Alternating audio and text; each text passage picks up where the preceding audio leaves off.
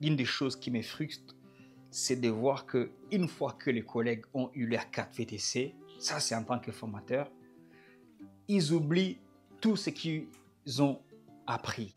Dans les formations de VTC, dans l'activité de VTC, c'est différent. Parce que les formules que vous voyez dans vos formations, notamment dans le module de gestion d'entreprise, ces formules-là, vous pouvez vous en servir pour développer votre activité, pour augmenter vos prix ou alors pour les diminuer. Si vous les augmentez beaucoup, vous tuez votre business. Si vous les diminuez aussi beaucoup, vous tuez votre business.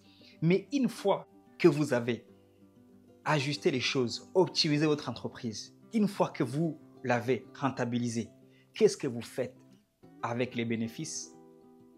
Vous allez rester à une voiture ou alors ça serait plus pertinent de passer d'un van à une citadine, d'une citadine à une berline, afin justement d'accroître encore une fois votre chiffre d'affaires et enfin d'augmenter le taux de rentabilité de votre entreprise. Dans cette vidéo, je suis rentré tout de suite dans le vif du sujet parce que c'est important pour moi qu'au fur et à mesure, on avance ensemble, que tu puisses avoir de façon large ton activité de VTC comme une opportunité pour toi de te déployer, de te multiplier, que de rester toujours au même niveau. Alors, la question qui va se poser, c'est comment j'ai fait pour passer d'un van à une citadine et d'une citadine, une troisième citadine ou un troisième véhicule.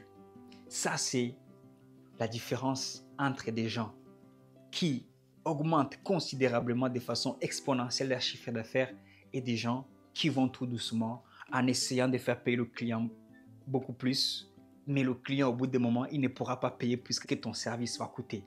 Et même s'il payait un peu plus, tu ne pourras pas faire 40 courses par jour. Alors que si tu t'équipes d'un deuxième de véhicule, que tu mets un chauffeur dessus, que tu loues à un chauffeur, que tu proposes comme toutes ces sociétés de location qui sont gros, tu pourras voir également ton chiffre d'affaires augmenter considérablement. Mais mieux que ça, tu vas voir ta capacité s'accroître naturellement parce que tu seras obligé d'aller chercher toujours des meilleures connaissances, des meilleures astuces pour toujours être à l'affût des meilleures opportunités.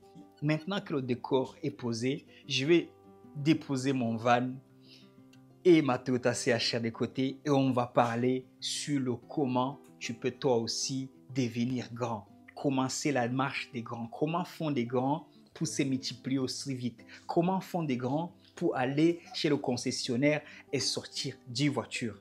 On en parle juste après ça. Salut à toi, bienvenue sur Autobricolage. Moi c'est Andersen Isaac, je suis entrepreneur dans le transport, notamment le VTC, la formation et bien plus. Et dans cette vidéo, je vais parler avec toi comment faire pour toi aussi scaler ton business, multiplier ton business, ne pas toujours compter sur ton véhicule tout seul. Commencer à travailler comme un investisseur, comme un entrepreneur et non comme un simple chauffeur Uber. Premièrement, tu vas voir que quand tu as bien structuré ton projet, quand tu sais ce que tu es en train de faire sur la base notamment de tes bilans, chose que tu dois savoir, le bilan qui représente le patrimoine de ta société. Comme on dit, on n'a rien sans rien. C'est quand tu as constitué un petit patrimoine, même un véhicule, c'est un patrimoine, et que tu as aussi une trésorerie, c'est aussi un patrimoine que tu peux maintenant te dire, au fait, j'ai envie d'augmenter ces patrimoines. Parce que si on parle des bilans et qu'on définit le bilan comme étant le patrimoine d'une société, ses actifs et ses passifs, ça veut dire au fait que le but d'une société, c'est de posséder des actifs et des passifs, mais surtout les actifs qui vont produire des produits, qui vont produire de l'argent. Mais il n'y a pas d'actifs s'il n'y a pas de passifs. C'est pour ça que dans les cours, on vous dit que le passif égale l'actif égale au passif et le passif égale l'actif. Donc, pour avoir du passif, le passif va créer de l'actif va aussi créer du passif, vice-versa. Et c'est comme un jeu, parce que j'aimerais bien que tu prennes à ce jeu, le jeu de l'argent, le jeu du business, et c'est tellement passionnant. Quand tu commences à mieux comprendre, à mieux faire ces choses, à prendre les risques d'aller justement pour augmenter ton patrimoine, qui est le passif et l'actif, bien sûr avec progressivement, avec une bonne gestion, après que tu aies calculé ta marge sur le coût des reviens, afin que tu aies calculé ton taux sur la marge sur le coût des reviens, et qui après tu aies calculé ton seuil de rentabilité. Maintenant que tu sais que tu as une société, on avait pris n'importe quoi dans ces calculs avec les élèves, qui va commencer à être rentable au bout de 22 000 euros, 200, j'ai n'importe quoi, ça peut être 45 000 euros, ça dépendra de ton calcul, les formules sont juste là. Et tu peux les trouver d'ailleurs, c'est simple, si tu me dis d'ailleurs, je peux te les envoyer, je peux te les mettre dans les commentaires, notamment dans la description vidéo.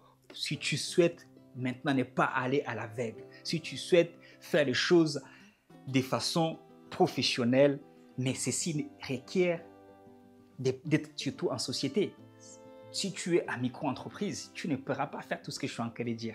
Tu vas toujours lutter et pour aller payer tes impôts sur le chiffre d'affaires. J'en ai fait pas mal de vidéos sur la SASU et la micro-entreprise. Même si ce n'est pas les vidéos les plus regardées, c'est un peu comme la gestion d'entreprise. C'est la matière de matière que tous les collègues, tous les candidats me disent que non, la gestion d'entreprise, j'ai été pas trop bon, c'est compliqué, on peut le voir, mais c'est là que tu dois surtout aller chercher. Quand tu as compris que c'est de l'argent, c'est de l'argent de façon, c'est là qu'est né l'argent. C'est là qu'est né, c'est comme ça que tu structures ton projet sur la base des choses concrètes. Comme tu le sais, quelqu'un qui a dit l'argent, c'est le projet qui est l'argent. L'argent est créé par le projet. Donc, si tu prends le temps de bien structurer tout ça, tu pourrais savoir où est-ce que tu en es. Et bien sûr, avec ton bilan, tu peux aller chez ton comptable, sortir de l'argent justement. Il faut l'argent pour créer de l'argent. C'est comme ça que font des grands.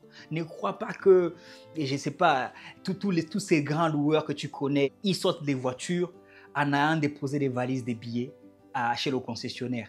Ils structurent leurs projets, ils vont vers la banque ou ils vont même directement avec des banques qui travaillent avec des concessionnaires sur la base de la rentabilité de leurs projets. Si un véhicule peut me faire un bénéfice de 30 000 euros, ça veut dire que sur les 30 000 euros, à la fin de l'année, je peux prendre 15 000 pour les mettre en apport ou pour aller sortir d'autres véhicules et maintenant, et vice-versa, et me multiplier. Et tout ça n'est pas réservé qu'aux autres. Si moi je le fais, tu devrais savoir que toi-même tu peux le faire. Sur moi-même, c'est ma stratégie dans cette activité. Ça veut dire que toi-même tu peux l'adopter comme stratégie. Je te partage ici des choses que tout le monde utilise, même les plateformes que nous utilisons. Ils sont là où ils sont parce qu'ils sont allés chercher l'argent quelque part.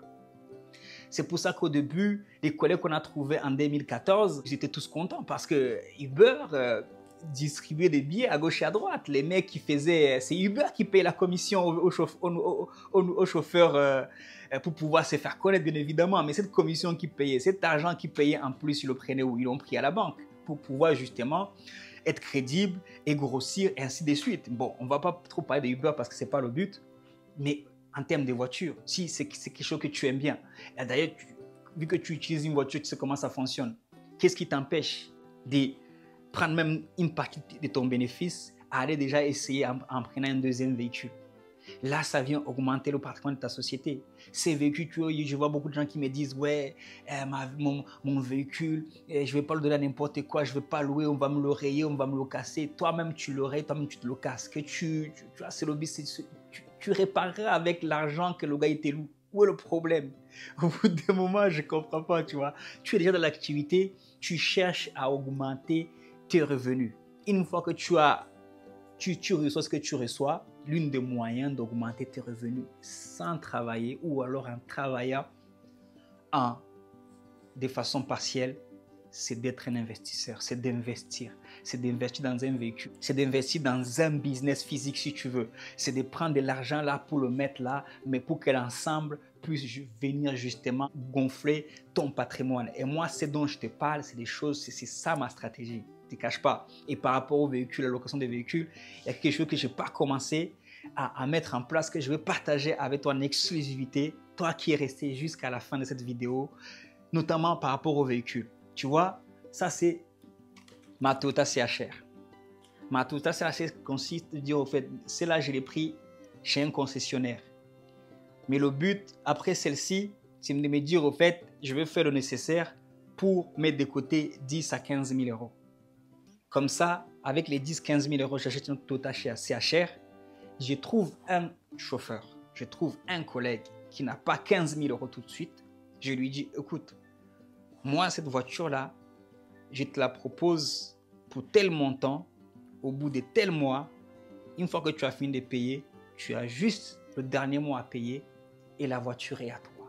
Ça, c'est la stratégie que les gens qui n'ont même pas été au collège utilisent pour être des millionnaires. C'est notamment dans nos pays d'où on vient, en Afrique. Ça s'utilise beaucoup à Kigali, ça s'utilise beaucoup à Abidjan, ça s'utilise beaucoup dans beaucoup de pays. Et même ici d'ailleurs, au lieu que le gars aille prendre un véhicule sur 3 ans, je viendrai, tu vois, en faisant ça, tu viens concurrencer ceux qui viennent se gaver là. Je ne vais pas citer des noms, avec des leasings où ils font signer aux collègues VTC des leasings sur 3 ans où le collègue VTC paye 1500 euros, 1400 euros tous les mois sur 3 ans. Et à la fin, il doit payer encore un certain montant. Et au début, un certain montant. Toi, tu veux le proposer à un collègue VTC sur 1 an ou 2 ans. Est-ce que ça ne va pas contribuer à grossir ton patrimoine, à te rendre beaucoup plus gros? Plus tu vas être gros, plus tu auras moins de temps d'aller essayer de demander, de commander que Uber diminue la commission parce que tu auras su toi-même comment multiplier de l'argent. Toi-même, tu auras su comment aller progressivement, pas à pas, vers les grands, vers les personnes, les grands. Après, grand, ça reste relatif. Donc, si tu es notamment avec 50 000 euros de chiffre d'affaires et que tu veux doubler ces chiffres d'affaires, ça, c'est une stratégie qui pourra marcher. Hormis le fait juste de te dire que j'augmente les prix, mais toi, tu es toujours dans le jeu. Alors, la stratégie la plus rapide, c'est de multiplier tes actifs. Tu multiplies tes actifs, bien sûr, ça va te pousser à dépenser plus. Ça va te pousser, ça va créer plus de passifs, mais le bénéfice derrière, justement, vient te grossir. Donc, quand tu te bats, autant te battre pour des grandes choses. Donc, cette stratégie, moi, je pense que si tu la mets en place, et elle va venir concurrencer notamment des gens qui louent leur véhicule tout le temps comme ça, là. Toi, tu ne t'attaches pas à ton véhicule, il le loue à 1500 euros, mais le véhicule ne va jamais appartenir au chauffeur. Et maintenant, les chauffeurs, justement, vont préférer aller louer pour 3 ans chez ces compagnies. Au moins, ils se disent qu'à la fin des 3 ans, le véhicule va leur appartenir. Toi, tu prends un véhicule d'occasion, tu fais pareil et tu enchaînes les véhicules et tu vois ton chiffre être multiplié, de passer de 50 000 à 100 000 en fonction de tes véhicules, en pas de 100 000 à 200 000 à 300 000. Comme ça, tu commences au moins à te battre pour des vraies choses et tu auras surtout beaucoup moins de temps à aller faire du bruit dehors. Anyway, c'est ça que je voulais partager avec toi, tout simplement pour te dire que prends le temps de bien réouvrir ton livret. Il y a des pépites dedans. Prends des exemples pour chaque formule. Quand ici, on te dit que le seuil de rentabilité égale à charge fixe divisé par chiffre d'affaires moins charge variable divisé par chiffre d'affaires. Donc, prends le temps de bien utiliser toutes ces formules. Tu peux déjà calculer ta marge sur le coût variable qui consiste à trouver justement les 54 000 euros qui est la marge sur le coût variable, c'est le chiffre d'affaires moins les charges variables. Chiffre d'affaires moins les charges variables, tu trouves ta marge sur le coût variable et maintenant avec la marge sur le coût variable, tu peux calculer ton taux sur la marge sur le coût variable. Le taux, il est où? Le taux de marge sur le coût variable. Tu prends le taux, tu mets pour calculer le taux variable sur le coût variable. Tu vas juste prendre la marge sur le coût variable que tu vas diviser par le chiffre d'affaires. Et maintenant, tu auras un taux avec lequel tu vas maintenant déterminer ton seuil de rentabilité. Tu peux te projeter, tu dis, OK, si je dois dépenser, si je vais générer 100 000 euros de chiffre d'affaires, qu'est-ce que je dois faire précisément? Comment je dois m'y projeter? C'est pour générer sur les 100 000 euros de chiffre d'affaires, à partir de quel moment je commence à être rentable? Si tu vas calculer et que tu te rends compte que, OK, à partir de 50 000, à partir de 40 000, je commence à être rentable. Tu te dis, OK, chaque mois, pendant tel mois, au mois de juillet, après le mois de juillet de l'année, je suis en train de travailler pour mon bénéfice. Si tu prends le temps de faire toutes ces choses, de te projeter, même si c'est des choses compliquées, tu vas voir que les choses vont aller de mieux en mieux et tu vas grandir. Et c'est ça le but, c'est de créer des entrepreneurs, c'est d'avoir des gens qui en veulent tellement, qui ne veulent pas. Parce que tant que tu t'écloisonnes sur ton véhicule, parce que tant que tu n'étais content qu'il y ait un seul véhicule dans ton entreprise, tu n'auras, même quand tu vas gagner 10 000 euros, ça ne sera jamais suffisant. Tu vas toujours avoir des charges qui vont être créées, tu vas vouloir plus. Mais si à chaque fois que tu vas vouloir gagner plus, tu vas aller demander à ce que tes partenaires tels que Uber t'augmentent ou diminuent la commission, non. N'envisage pas l'option de devoir aller demander quoi que ce soit à quelqu'un. Même s'il ne te paye pas assez, au début, sers-toi de ce qui te paye, mets le maximum de côté, développe-toi et va chercher comme tous ces grands, comme toutes ces personnes qui louent des véhicules, qui sont sur les plateformes avec 200 véhicules, 100 véhicules, 50 véhicules. Ils ont un cerveau comme toi. Donc, même si tu n'as pas 100 véhicules, tu peux toujours essayer d'aller chercher 10 véhicules. Et comme ça, tu te lèves le matin, tu sais pourquoi. Et surtout quand tu n'as pas envie de conduire, tu peux rester chez toi. Tu sais au moins que tu as des petites locations qui vont tomber et ça va te permettre de couvrir des charges et d'avoir un petit bénéfice. C'était ça ma pensée d'aujourd'hui. Je voulais partager avec toi aujourd'hui sur comment développer ton entreprise afin qu'il devienne de plus en plus rentable. Et dis-moi ce que tu penses de la vidéo. S'il y a des choses que j'ai oubliées, n'hésite pas. Je reviendrai encore dessus. Ciao, ciao. Bye, bye. Peace, yo. Bless.